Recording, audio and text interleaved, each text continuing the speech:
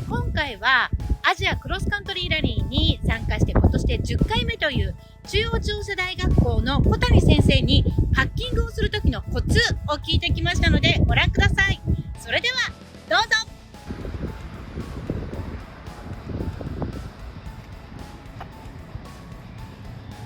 はい、まず多分一度ね参加してみないとわからないのかもしれないんですけど、やっぱり壊れやすいところ、壊れる可能性がある部分についての補修ができる最低限のものを、一応学校では用意して、パッキングしています。工具に関しては、あと意外と最終的にはもうかなりひどい損傷の場合には力で何とかするしかない場面もあると思うので、そういうちょっと力関係、あとは加工関係で、グラインダーであったりそういうものは最低限持っていくようにしています。はい、ただ車自体はそのタイに売っている車とそうでない車の場合でかなり大きく変わってくるので、基本現地で手に入るものは現地で手に入れられるので、あまり準備はしないんですけど、例えばジムニーであったりランドクルーザーのプラゾであったりという場合には日本では売ってるけどもタイでは売ってないっていう場合にはパーツの仕入れができない現地で、ものが多いので、ガラスにしても、あとはサスペンションもあり似たような共通の部品を使っているものはいいんですけど、それ以外のものに関しては持っていくようにしています。はい、あとパッキングっていう部分でいうと現地ではサポートのトラックがなんですかね、全員でみんなで荷物乗っけて移動ができるものがあるんですけど、ただ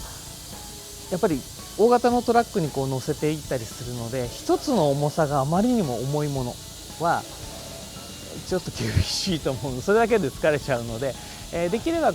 あまり一つの箱に重たいものを集中させないで、ある程度分散させながら、1人2人で普通に持てるものの重さがいいと思います。はい、あと、現地で手に入るもの入らないものもやっぱりあるので、そういう部分では持ってっていいものの範囲の中で、現地に持っていくと結構便利かなと思います。日本と同じ環境でやろうと思うのはもともと違うので、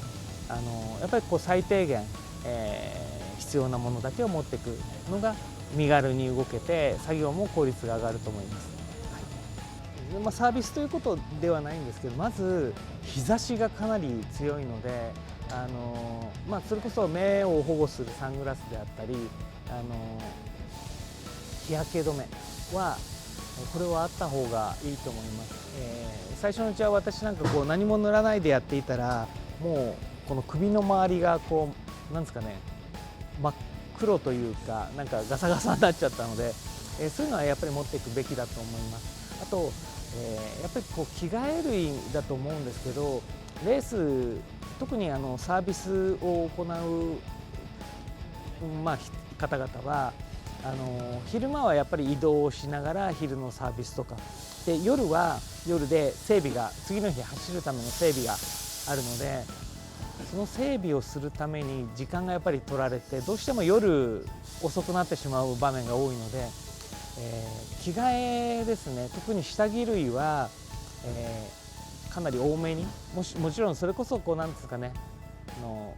それこそ100円均一で買ってそのままにしていけるようなものっていうのもありだと思いますし、あと、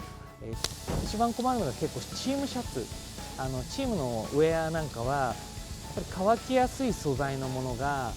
いいと思います。意外と整備が終わって部屋に戻って洗って絞ってやったり干したりするんですけど、タイって意外となんですかね、湿気が夜も多くて風があってもなかなか乾きにくかったりもするので、そういう部分ではループと呼ばれる、同じ年にその日は戻ってくるよっていうような、日以外はあまり洗濯はできないっていうのは覚悟してもらった方がいいと思います。で、昼間かなり暑いのでやっぱり汗も相当かくので、そのままっていうわけにもなかなかいかないのかなと思いますので、そういうところをちょっと注意していただけたらいいのかなと思います。あと基本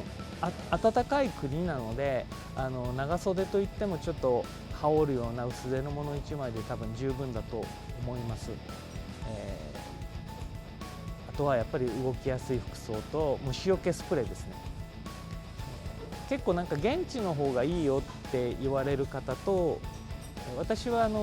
結構日本で売っているスプレー式のなんですかね、虫除けスプレーが好きで、結構それは持って必ず常備していってます。学生の分も買って、はい、